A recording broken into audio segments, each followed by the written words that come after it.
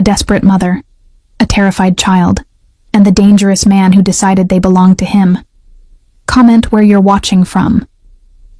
The warehouse district of Red Hook was quiet at 11 p.m. Too quiet. Marco Santoro had learned to distrust silence.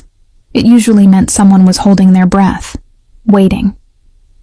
He walked the perimeter of his largest warehouse with practiced ease, boots silent on concrete, dark eyes scanning shadows. This building held legitimate imports during the day. At night, it stored other things. Things the customs agents didn't need to know about. Everything clear? Luca Romano fell into step beside him, hand resting casually on the gun beneath his jacket. Too clear. Marco stopped at the corner of the building. You feel that? Feel what? Someone's here. Luca's hand moved to his weapon. 20 years working together had taught him not to question Marco's instincts. Where? Back entrance.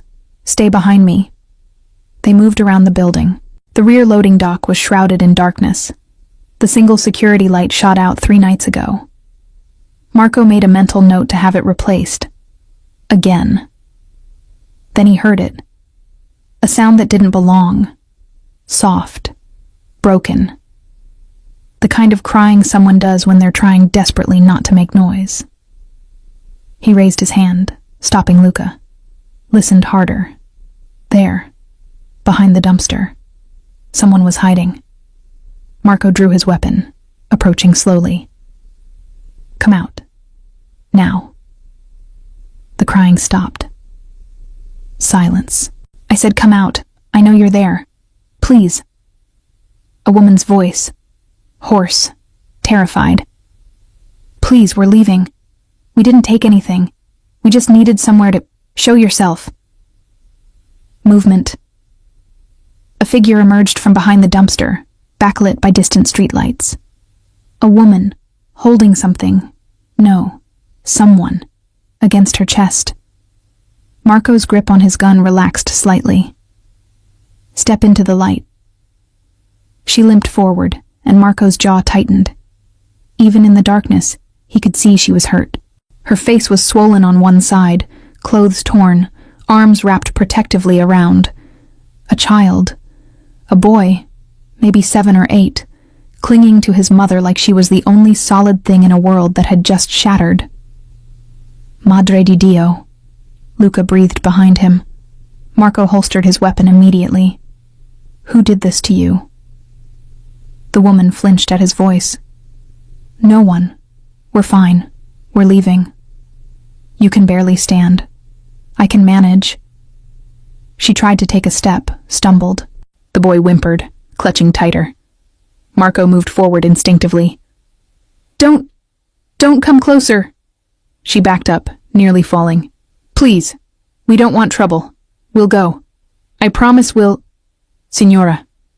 Marco stopped, keeping his distance, hands visible. I'm not going to hurt you. Everyone says that. Fair point. Marco studied her carefully. Mid to late 20s. Dark hair matted with blood on one side, eyes that had seen too much. Protective stance, even though she was injured. Fighter, not victim. And the boy. Thin, dark-haired, face pressed into his mother's shoulder. One arm hanging at an odd angle. Something cold and furious settled in Marco's chest. How old is he? His voice came out softer than intended. The woman's eyes narrowed. Why? Because his arm is hurt, and you can't protect him if you pass out from blood loss. I'm not... You have a head wound. You're favoring your left side. Your right ankle can't hold weight. Marco gestured to Luca. My associate here is going to call a doctor. A real one. Discreet. He'll look at both of you. We don't need... Yes, you do. Marco crouched slowly, making himself smaller, less threatening. Look, I don't know who you're running from. Don't care. But you stumbled onto my property, which means you're my responsibility now. Under my roof, under my protection. Old rule. I don't break it. The woman stared at him. weighing options, probably wondering if the devil she knew was worse than the devil in front of her. The boy shifted, whimpered again. That decided it. "One night," she said finally. "Then we leave." "One night," Marco agreed, knowing it was a lie. The second he saw that kid's face, he knew they weren't leaving. Not until he fixed whatever had broken them. "Luca, the car. And call Dr. Ricci. Tell him it's urgent." Luca hesitated. "Boss, we don't know who they are. Could be... Look at them." Marco's voice was steel wrapped in velvet. "Do they look like a threat? They could be bait. Rivals could have... No rival would hurt a child like that to get to me. And if they would, they're about to learn why that was a mistake." He looked at Luca. "The car. Now." Luca left, phone already to his ear. Marco turned back to the woman and child. He moved slowly, telegraphing every motion. When he got close enough, he could see the full extent of the damage. Her eye was swelling shut. Blood matted her hair above her left ear. The boy's arm was definitely injured, possibly broken. "What's his name?" Marco asked gently. The woman hesitated. "Noah. Noah." Marco crouched to the boy's eye level, though Noah kept his face hidden. "Hey Noah, I'm Marco. Your mom's really brave, you know that? But she's hurt. And I think your arm hurts too. I have a friend who's a doctor. He's really good. He'll help. Is that okay?" No response, just trembling. "It's okay if you don't want to talk. That's fine. But we need to get you somewhere warm, somewhere safe. Can you let me help?" The boy turned his head slightly, one eye visible, red from crying, looking at Marco like he was trying to decide if this was another trap. Marco held his gaze, steady, patient.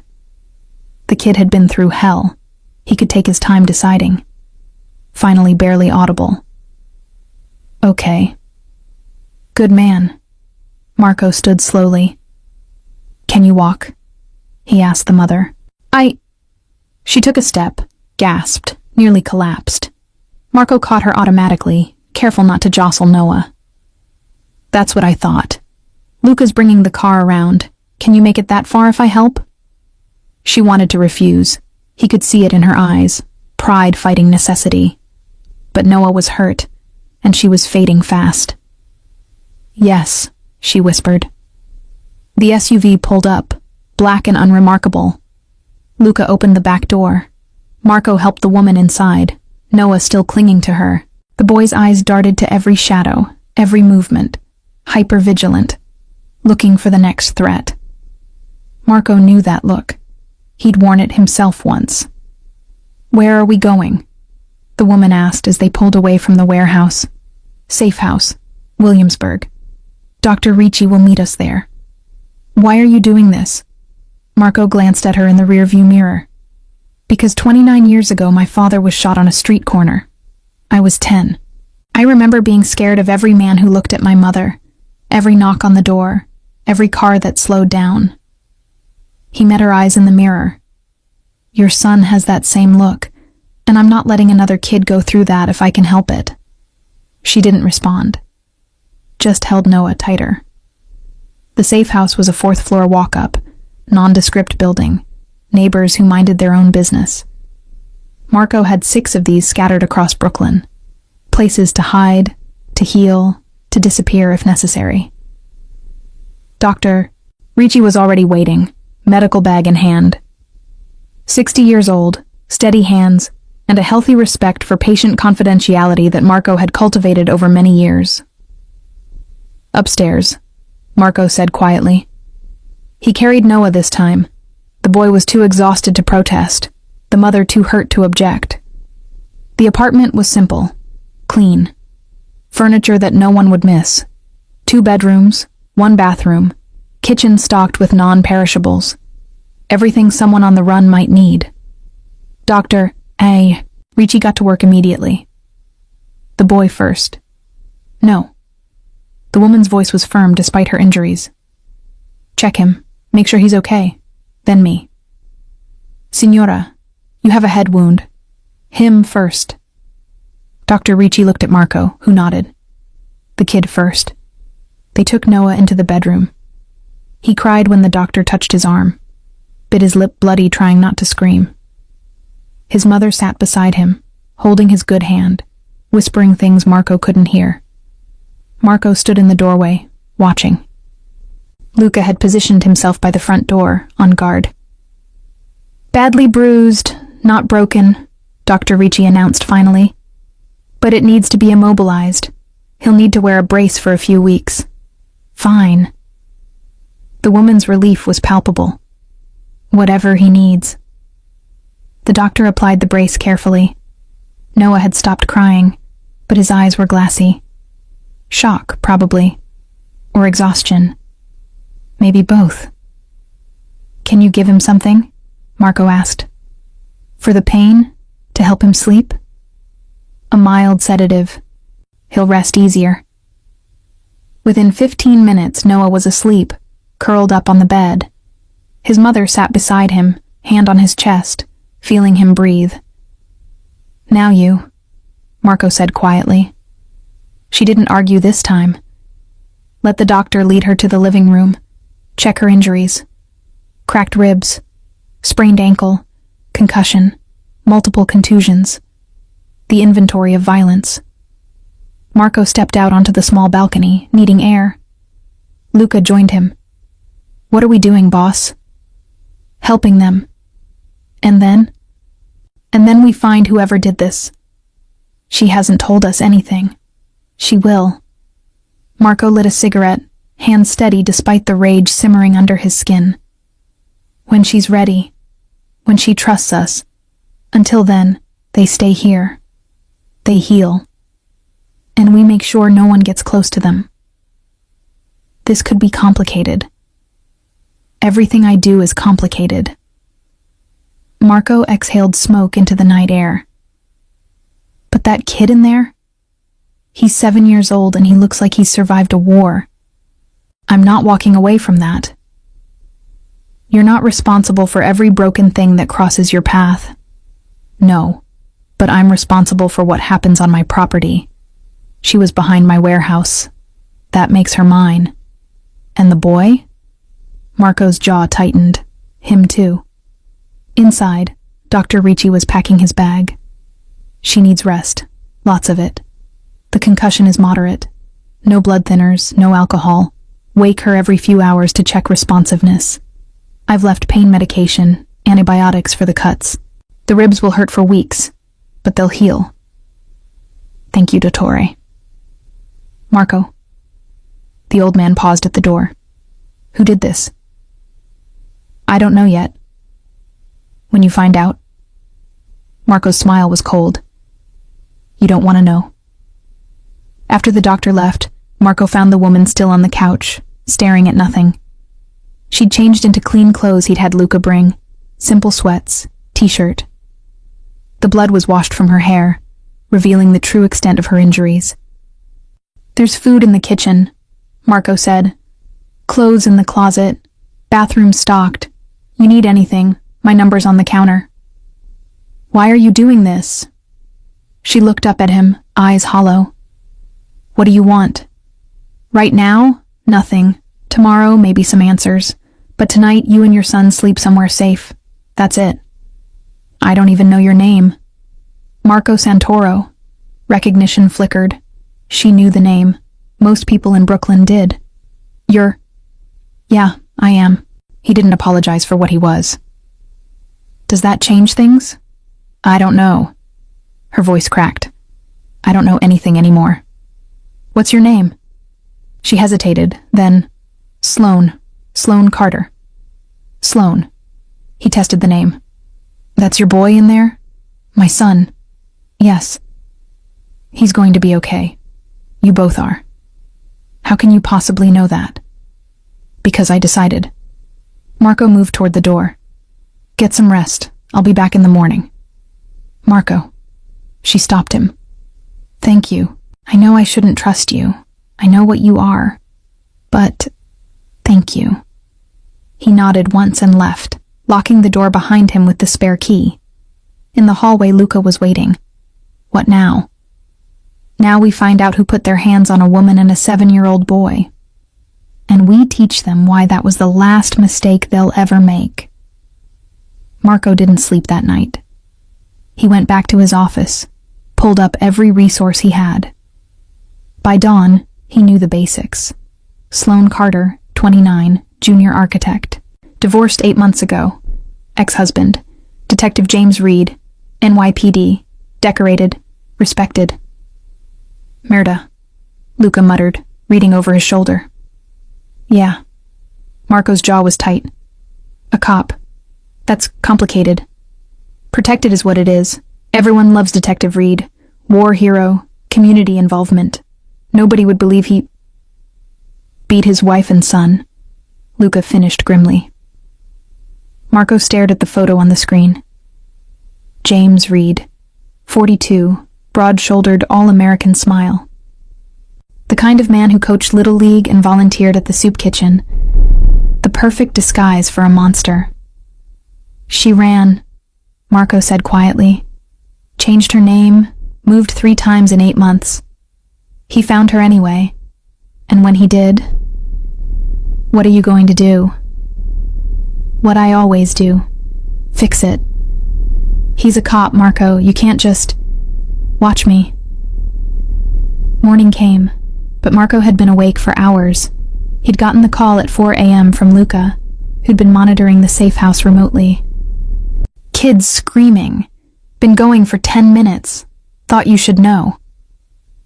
Marco had driven across Brooklyn in record time, let himself in quietly, found Sloane in Noah's room, holding him while he thrashed and cried, still asleep. It's okay, baby. You're safe. Mom's here. But Noah kept fighting invisible demons, whimpering words that made Marco's blood run cold. Don't hurt her. Please don't hurt her. I'll be good. I promise I'll be good. Marco stayed in the doorway, watching. Sloane finally managed to wake him. Noah's eyes opened, wild and terrified, not recognizing where he was. Where is he? Where's Dad? He's not here. You're safe. We're in the apartment, remember? Marco's apartment. Noah's breathing was ragged, face flushed. He looked around frantically, saw Marco in the doorway. Is he here? Is Dad here? Marco crouched down, making himself smaller. No, Noah, he's not here, and he's not coming, I promise. You don't know that. He always finds us. Not this time. Marco's voice was gentle but absolute. I won't let him. Noah stared at him with those 2 old eyes. You can't stop him. Nobody can. Watch me. Something in Marco's tone must have reached him, because Noah's shoulders sagged. The fight drained out of him, leaving just a scared little boy who'd seen too much. I'm sorry, Noah whispered. I didn't mean to wake everyone up. You didn't do anything wrong, Sloane said firmly. Nightmares aren't your fault. But I'm 7. I'm too old to... You're never too old to be scared, Marco interrupted. I still have nightmares sometimes. Noah looked at him skeptically. You do? Yeah, about my dad, about the night he died. I was 10. I'm 39 now. Still dream about it. Really? Really. Being scared doesn't make you weak, kid. It makes you human. Noah processed this. What do you do when you have nightmares? Marco thought about it. I remind myself where I am, that I'm safe, that the people I love are safe. Sometimes I get up, walk around, make sure all the doors are locked. Does it help? Yeah, most of the time. Noah was quiet for a moment. Then, Can you check the doors, please? Sure. Marco stood. You want to come with me? Small nod. They walked through the apartment together, Marco showing Noah each lock, each window, explaining how the security system worked. Sloane followed, watching this dangerous man teach her son how to feel safe. See this? Marco pointed to the sensor on the door. If anyone tries to open this without the code, alarm goes off. Luca gets notified. Police get called. Nobody gets in without us knowing. What about the windows? Same thing, all of them. We're 4 floors up, but even if someone tried to climb, which they won't, sensors would catch it. Noah tested one of the locks himself. Solid. Heavy. Okay. Yeah, I believe you. They ended up in the kitchen. Marco made hot chocolate. Real hot chocolate. Not the instant kind. Melting actual chocolate into milk. Adding a tiny bit of cinnamon like his Nonna used to do. Noah cradled the mug in both hands, sipping carefully. This is really good. Family recipe. Your family makes hot chocolate? My Nonna. She says it's the best cure for bad dreams. Is it? Only one way to find out. They sat in comfortable silence, drinking chocolate while dawn broke outside. Sloane had gone back to bed, trusting Marco with her son. That trust felt heavier than any responsibility Marco had ever carried. Marco? Noah's voice was small. Do you think I'm broken? The question hit like a fist. What? Because of Dad. Because I'm scared all the time. Because I have nightmares. Do you think I'm broken? Marco set down his mug, turned to face the boy fully. Listen to me, Noah. You are not broken. You're healing. There's a difference. What's the difference? Broken means you can't be fixed. Healing means you're already fixing yourself. It just takes time. He paused. Your dad hurt you. Hurt your mom. That's not your fault. The nightmares, the fear, that's your brain trying to process what happened, trying to make sense of it. That's not broken. That's normal. Normal. Yeah. If you weren't scared after what you went through, that would worry me more. Noah absorbed this. You really think I'll get better? I know you will. You're already braver than most adults I know. I don't feel brave. Brave isn't not being scared. Brave is being scared and doing it anyway. You were terrified last night, but you tried to protect your mom. That's brave. I didn't really protect her. Dad still hurt her. You tried, that's what matters. And you know what? You'll never have to try again, because I'm going to make sure your dad never gets close to either of you. Promise? Promise. Noah finished his hot chocolate, set down the mug. Thank you. For the chocolate. And for checking the locks. And for being nice to me. You don't have to thank me for being nice to you, kid. That's just basic human decency. Dad wasn't nice. Even before the hitting. He yelled a lot, made Mom cry. Marco's jaw tightened, but he kept his voice gentle. Well, I'm not your dad. I know. Noah looked at him with those serious eyes. You're better. By the time Sloane woke up at 8, Noah was asleep on the couch, curled up under a blanket Marco had found. Marco was at the table, laptop open, researching Reed's history. Sloane saw her son sleeping peacefully and nearly cried. How long has he been out? About an hour. We talked, had hot chocolate, checked all the locks. You didn't have to do that. Yeah, I did. He closed the laptop. He needed to feel safe. I made sure he did. She sat down across from him, accepting the coffee he offered. You know who I am. Not a question. I know your name. Your ex-husband's name. That you've been running for 8 months. Then you know why I can't stay. I know why you need to stay. Marco sat across from her. Detective Reed has connections, resources. If you're out there alone, he'll find you. Again. And if I'm here? With you? That's supposed to be safer? Yes. Why would you risk that? Going against a cop? Marco's expression was unreadable. I don't like bullies, especially ones who hurt kids. You're a criminal. I am, but I have rules, and one of them is simple. You don't touch women. You don't touch children. And you sure as hell don't touch both and get to walk away like nothing happened. Sloane studied him, this dangerous man offering protection. What do you want from me? Nothing you're not willing to give. Stay here. Let me handle Reed. Let Noah heal. Let yourself heal. And then we'll see. A sound from the bedroom. Noah was awake. Sloane was up immediately, moving despite her injuries. Marco followed.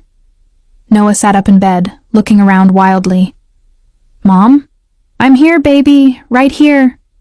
She sat beside him, pulled him close. How do you feel? My arm hurts. I know, but it's going to get better. The doctor said so. Noah's eyes found Marco in the doorway. He tensed. Marco stayed where he was. Hey, Noah. Remember me from last night? Small nod. I brought breakfast. You like pancakes? Another nod. Smaller.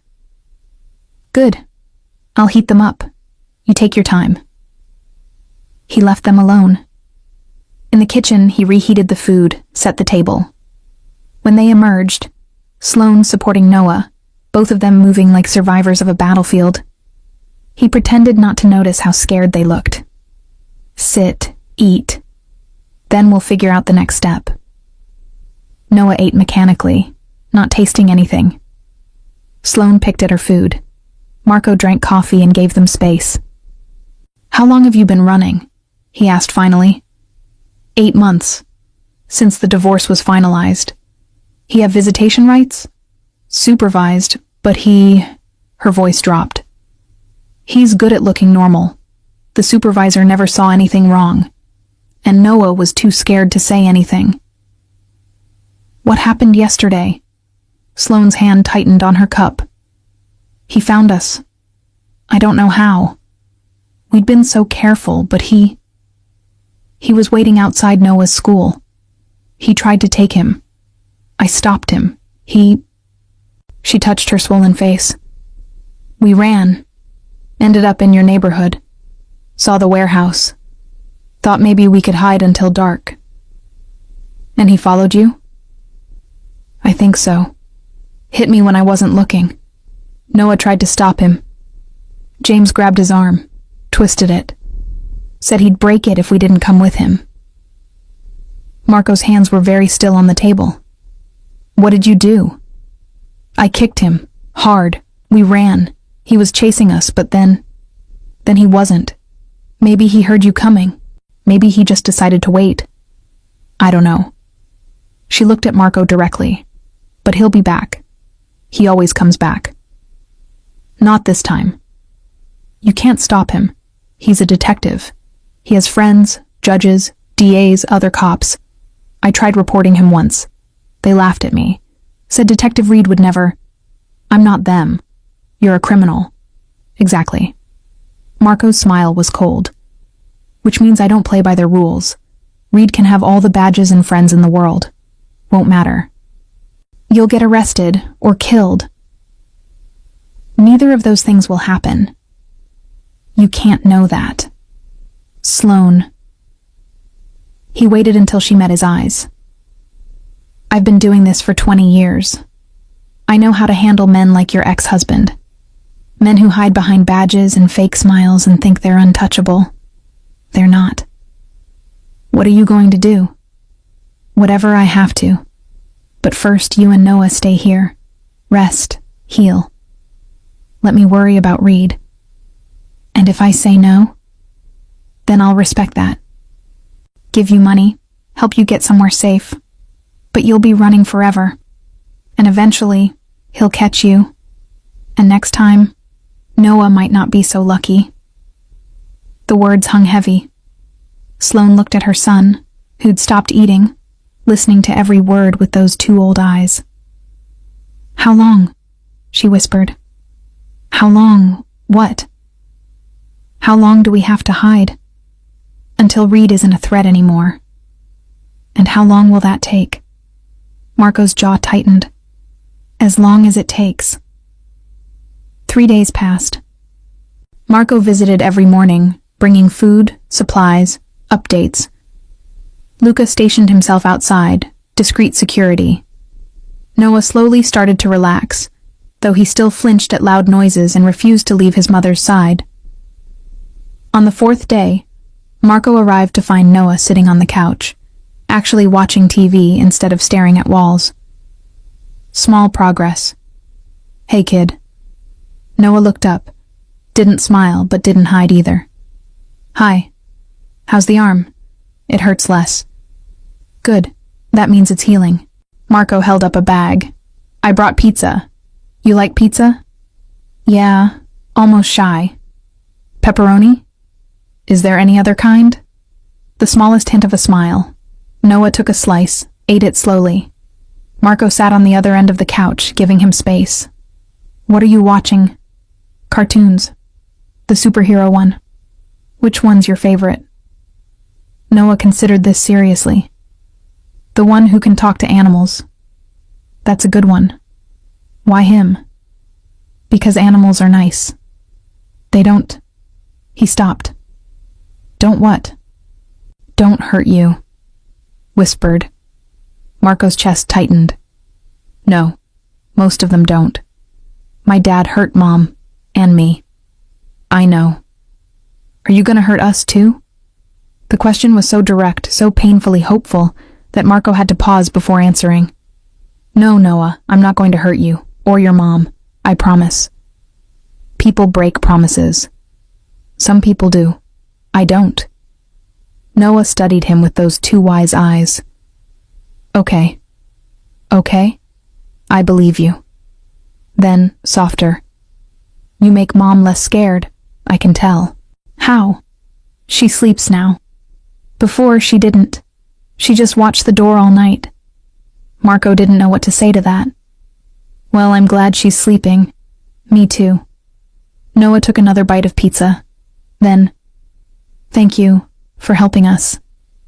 "You're welcome." They sat in silence, watching cartoons. Sloane emerged from the bedroom, saw them together, something in her expression shifting. That night, after Noah was asleep, she and Marco talked in the kitchen.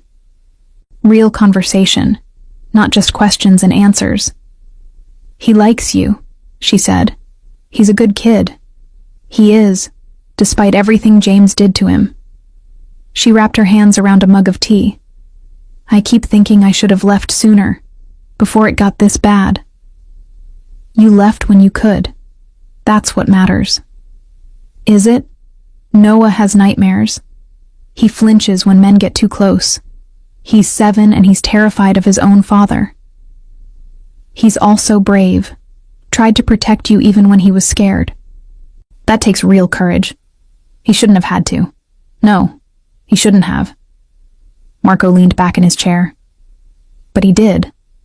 And he survived. You both did. That says something. Sloane looked at him. Really looked. "Why do you care? About us? You don't know us." "I know enough." "That's not an answer." Marco was quiet for a long moment. "My father was killed when I was 10, shot by a rival family, bled out on the sidewalk while I watched. I remember thinking, who's going to keep us safe now? Who's going to make sure the bad things don't come back?" He met her eyes. "My uncle stepped up, took us in, kept us safe, taught me everything I know. He didn't have to. Could have left us to figure it out ourselves, but he didn't. And now you're doing the same for us." "Yeah, I am. Even though it's dangerous, even though Reed is a cop. Especially because he's a cop. Men like that think they're untouchable. They need to learn they're not." Sloane's eyes filled with tears. "I'm so tired of being scared." "Then stop being scared. Let me handle it." "What are you going to do?" "What I do best. Make problems disappear." "I don't want you to kill him." Marco's expression didn't change. "I wasn't planning to. Dead men can't suffer. And I want Reed to suffer for what he did to you and Noah. That's almost worse. Maybe, but it's honest." He stood. "Get some rest. I'll be back tomorrow." "Marco." She stopped him. Why does this feel different? You protecting us? It should feel wrong.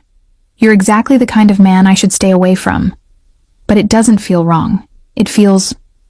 safe? He finished. Yeah, safe. Because it is. For you. For Noah. He touched her shoulder briefly.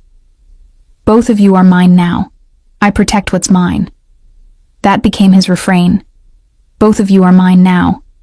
Said it when he brought groceries, when he checked the locks, when Noah fell asleep on the couch and Marco carried him to bed without being asked.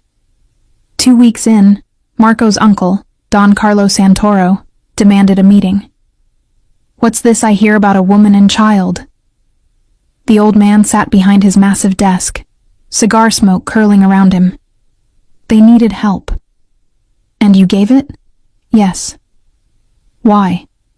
Because it was the right thing to do. Don Carlo studied his nephew. Her ex-husband is a cop. I know. You're starting a war you don't need. I'm protecting 2 people who can't protect themselves. That's not our business. It's my business.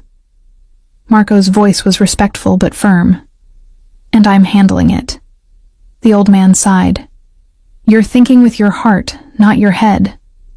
Maybe. But my heart is telling me this matters. The woman. You care for her. I barely know her. That's not what I asked. Marco was silent. And the boy? Don Carlo continued. He's 7, scared, hurt. Reminds me of myself at that age. Ah, understanding dawned in the old man's eyes. You see yourself in him. I see what I could have been if you hadn't stepped in. So you step in for him. Yes. Don Carlo was quiet for a long moment. Then, handle it carefully. Reed has friends. Make sure when he falls it looks natural. I will. And Marco, if you're going to claim them, both of them, be sure. Don't let them go halfway. That's cruel. I'm sure. Then bring them to Sunday dinner. Let Nonna Teresa meet them. If you're making them family, let the family decide. That's how, 3 weeks after finding them bleeding behind his warehouse, Marco found himself driving Sloane and Noah to his grandmother's house in Carroll Gardens. Are you sure this is a good idea? Sloane asked nervously. Nonna insisted. What if they don't like us? They will. How do you know? Because I like you. That's enough for Nonna. Noah was quiet in the back seat, looking out the window. He'd started speaking more, laughing occasionally. Still nightmares, still fear, but healing. Marco could see it happening in real time. The brownstone was exactly what Sloane expected. Old, well-maintained, alive with the sounds of family. They could hear voices from the street. How many people? Sloane asked faintly. 15? 20? Hard to say. People drop by. Marco, you'll be fine. I promise. He wasn't wrong. Nonna Teresa took one look at Noah and immediately claimed him. Talking to him in rapid Italian even though he didn't understand, pulling him into the kitchen, showing him how to make pasta. Gia, Marco's sister, took Sloane under her wing. Don't worry. Nonna adopts everyone. You're family now. We're not... Marco brought you here. That makes you family. End of discussion. Dinner was chaos. Beautiful chaos. Noah ended up sitting between Nonna and Marco, actually laughing at something Gia's daughter said. Sloane watched her son, her traumatized, scared son, being a child again. She found Marco's eyes across the table. Mouthed, "Thank you." He just nodded. After dinner, while Noah played with the other children in the living room, actual playing, not just sitting silently, Marco found Sloane on the back porch. He's happy, she said quietly. Yeah. I forgot what that looked like. You'll see it more. I promise. She turned to face him. Marco, what are we doing? This... She gestured between them. Whatever this is. What happens when Reed is dealt with? When we don't need protection anymore? Is that what you want? To leave when it's over? I don't know what I want. 2 months ago I was running for my life. Now I'm at a family dinner with a man who... She stopped. Who what? Who makes me feel things I shouldn't feel. Marco stepped closer. Like maybe I could stop running. Like maybe there's a place where Noah and I could actually be safe. Like maybe... She looked up at him. Like maybe we could be happy. You could be happy, safe, both of you. With you, if you want. I barely know you. Then get to know me. You're a criminal. I am. You hurt people. I do. You live a dangerous life.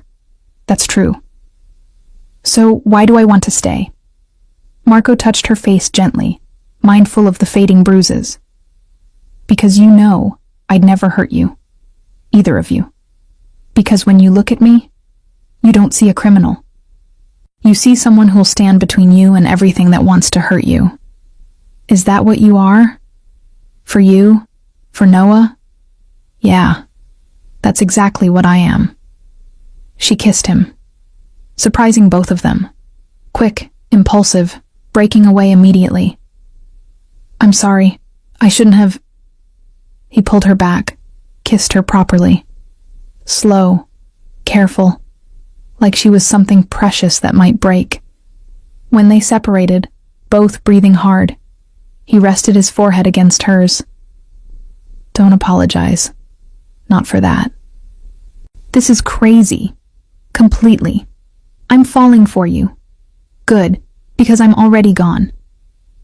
Inside, Nonna Teresa watched through the window, smiling. She'd known. The moment Marco walked in with them, she'd known. Her grandson had finally found something worth protecting beyond the family business. Something worth living for. 1 month after finding them, Marco got the call he'd been waiting for. Reed had made a mistake. Small one, but enough. Been caught taking money from evidence. An ambitious young prosecutor was building a case. Marco had helped that along, of course.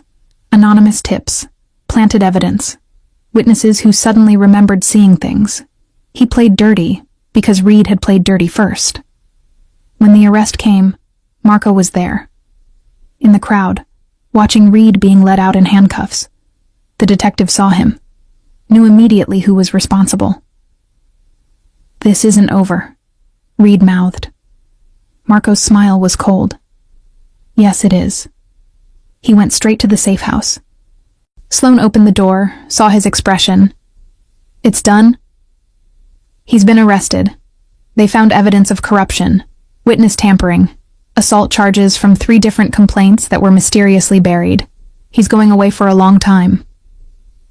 Sloane's knees gave out. Marco caught her, held her while she cried. Relief, fear, anger. Everything she'd been holding in for months pouring out. Noah appeared in the doorway. Mom? She's okay, Marco said quietly. Happy tears. Is Dad gone? Marco looked at the boy, this brave, scared, healing child. Yeah, kid, he's gone. He can't hurt you anymore. Noah processed this, then launched himself at Marco, hugging him tight. Thank you, thank you, thank you, thank you. Marco held him, this child who wasn't his, but was becoming his in all the ways that mattered. You're welcome, Noah. Can we stay with you, please? If your mom wants to. Noah turned to Sloane. Mom, please, can we stay? I like it here. I like Marco. I like Nonna and Gia and... He was crying now. Please. I don't want to run anymore. Sloane looked at Marco over her son's head. This dangerous man who'd saved them, protected them, made them feel safe for the first time in years. Yeah, she whispered. We can stay. 6 months later, Sloane and Noah moved out of the safe house and into Marco's brownstone. 3 bedrooms, big kitchen, backyard where Noah could play. Normal, except for the armed guards who checked the perimeter twice a day. Noah thrived, started therapy, started school, started being a kid again. Still had nightmares, but they were getting less frequent. Still flinched sometimes, but Marco learned his tells, learned how to make him feel safe without making him feel babied. One night, Marco was working in his study when Noah appeared in the doorway. Past midnight, the kid should have been asleep. "Hey, buddy. Bad dream?" "No." Noah shifted awkwardly. "I couldn't sleep. Can I stay in here? Just for a bit?" "Sure, come on." Noah climbed into the chair across from Marco's desk, curled up, watched him work for a while in silence. "Marco? Yeah? Why do you do this? The Mafia stuff?" Honest question. Deserved an honest answer. "It's the family business. What I was born into. What I know." "But it's bad, right? What you do? Some of it. Yeah. Does that make you bad?" Marco set down his pen. I think people are complicated. I do bad things sometimes. But I try to follow rules. Try to protect people who need protecting. Try to be better than the people who came before me. Like how you protected us? Yeah, like that. Noah thought about this. My dad was supposed to be good. He was a cop. But he was bad. Really bad. Some people hide who they really are. But you don't hide. You just are. I guess so. I like that. That you don't pretend. Marco's throat tightened. Thanks, kid. Marco, can I ask you something? Anything. Are you gonna stay? With us? Forever? Planning on it. Why? Because... Noah's voice got very small. Because I love you. And I don't want you to leave. Marco crossed the room, crouched in front of the chair. Noah, listen to me. I'm not going anywhere. I love you too. You and your mom. You're mine. My family. You understand? Really? Really? Even though I'm not yours. Like, not really. You are really. Blood doesn't make family. Choice does. And I choose you. Noah launched himself at Marco, hugging him tight. I choose you too. They stayed like that for a long time. When Noah finally pulled back, his eyes were bright with tears. Can I call you something? Like what? Like... He took a breath. Can I call you Dad? Marco froze. Hadn't expected that. Didn't know what to say. You don't have to, Noah said quickly. I know you're not really my dad. I'd be honored, Marco interrupted, voice rough. I'd be so honored, Noah. Yeah? Yeah. He pulled the boy back into a hug. You can call me whatever you want, son. Son. The word felt right. Perfect. Like it had always been waiting to be said. I love you, Dad. Marco's chest hurt in the best way. I love you too, they told Sloane the next morning. She cried. Happy tears this time. Marco made sure to specify when Noah looked worried. You're sure? She asked Marco later, when Noah was at school. About him calling me Dad? Absolutely. It's a big responsibility. I know, I'll screw it up sometimes, but I'll do my best, I promise. You already are. She kissed him. He's so lucky to have you. I'm the lucky one. We both are. 8 months after finding them, Marco knew what he wanted. The ring was already bought, hidden in his office safe. But there was something he needed to do first. He found Noah in the backyard, kicking a soccer ball against the fence. The boy's arm had healed completely, though he still favored it sometimes when he was tired. Hey, buddy. Got a minute? Noah caught the ball, tucked it under his arm. Sure. What's up? I need to talk to you about something. Serious talk. Noah's expression shifted slightly.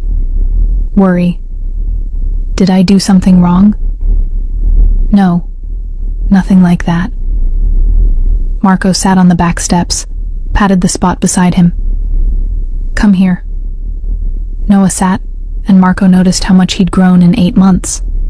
Taller, healthier, more color in his cheeks. Still got nightmares sometimes, still had bad days, but he was healing. Really healing. You know I love your mom, right? Noah nodded. Yeah. And she loves you too. I can tell. Good. That's good. Marco took a breath. This was harder than he'd expected. I want to ask her to marry me. Noah's eyes went wide. Really? Really. But here's the thing. I'm not just asking to marry your mom. I'm asking to be part of your family. Officially. Forever. He looked at the boy seriously. And I won't do that unless you're okay with it. You're asking me?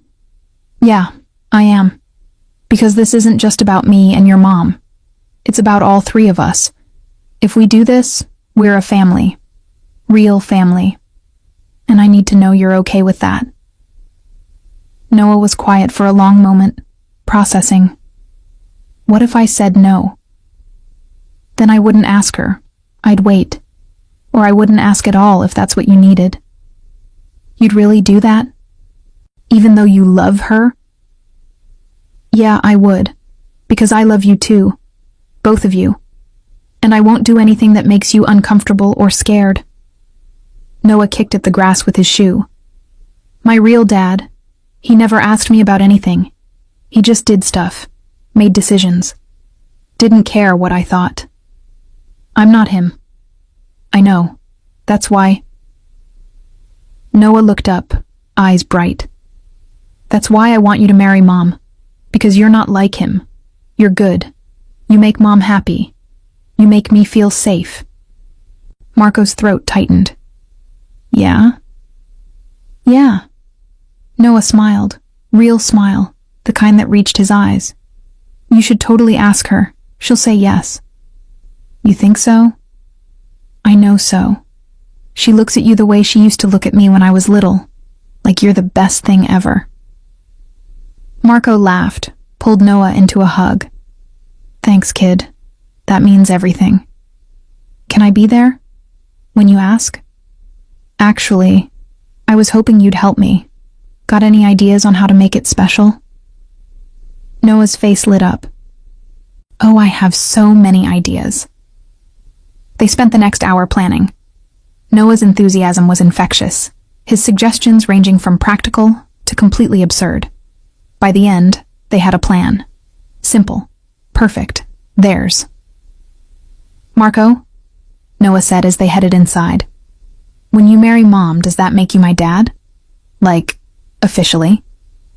If you want it to. I already call you Dad. I know. And I love that. But marriage makes it, I don't know, more official, I guess. Noah thought about this. Good. I want it to be official. I want everyone to know you're my dad. Even though we don't have the same blood. Blood doesn't matter. You chose me.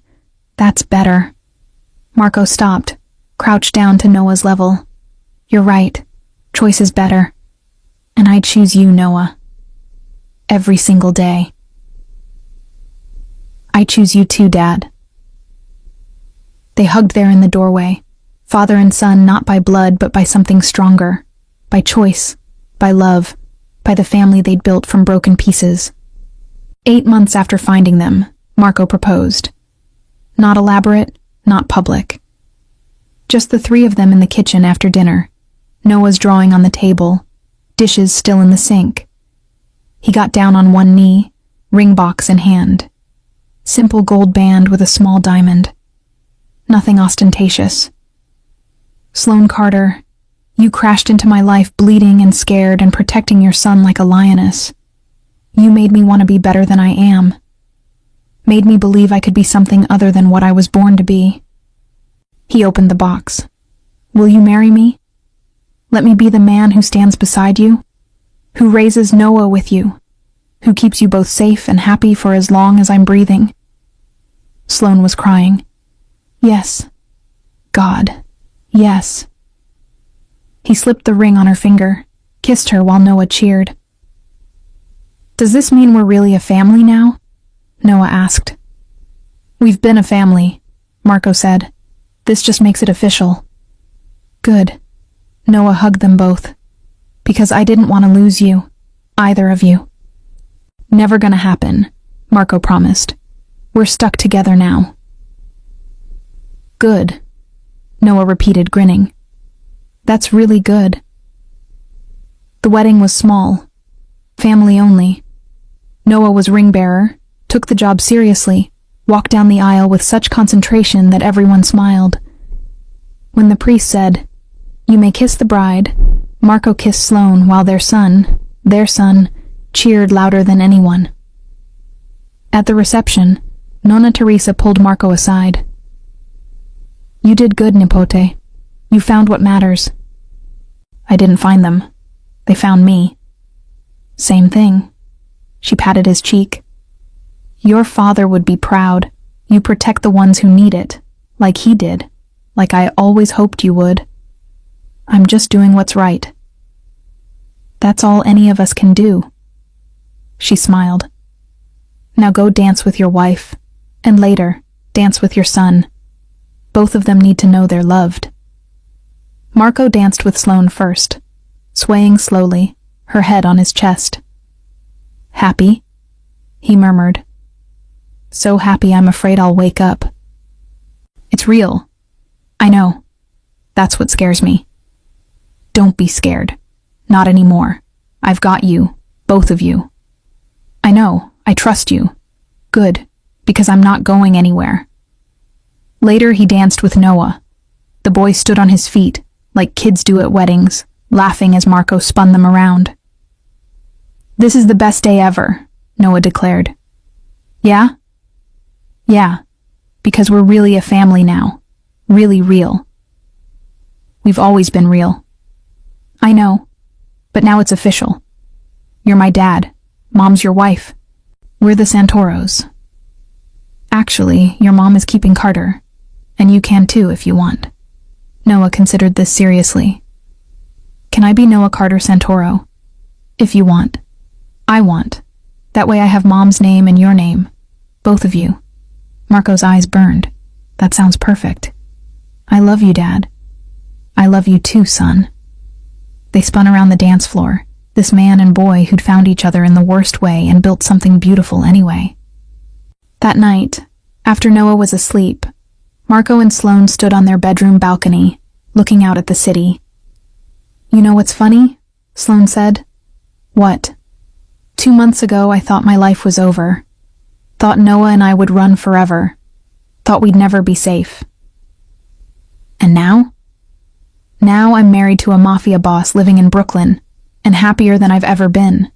It's insane. Completely." He pulled her closer. "But it's ours." "Yeah, it is." She looked up at him. "Thank you. For finding us. For protecting us. For loving us. Thank you for staying. For giving me a chance. For letting me be Noah's dad. You earned that. Every day, you earn it. I'll keep earning it. Every day for the rest of my life. I know you will." They stood there, wrapped in each other, the city alive below them. 2 people who shouldn't have worked but did. 3 people, counting Noah, who'd built a family from broken pieces. Inside, Noah slept peacefully. No nightmares, no fear. Just a child sleeping safely in his own bed, knowing both his parents were nearby. Safe. Loved. Home. And in the morning, Marco would make pancakes. Noah would spill syrup everywhere. Sloane would laugh. They'd be a family doing family things, and it would be perfect in its imperfection. "Both of you are mine now," Marco had said that first night. He'd meant it then. He meant it even more now. Forever.